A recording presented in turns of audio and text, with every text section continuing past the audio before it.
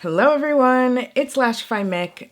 I got the question the other day, hey, I'm a little new, what is a lash map exactly? And I was like, oh, yeah, I can totally explain that for you. So let's break it down. Okay, so a lash map is a visual guide that you can create showing the actual styles and lengths of gossamers that you used, reading from inner to outer corner to make a specific look with our system. So it looks like a bunch of numbers and lines, like how am I gonna read this? Going to start from the zones on the inner corner and the base map. So start with zone 1, and then you will read along the base map, B10, B12, B14, working your way from the inner to outer corner.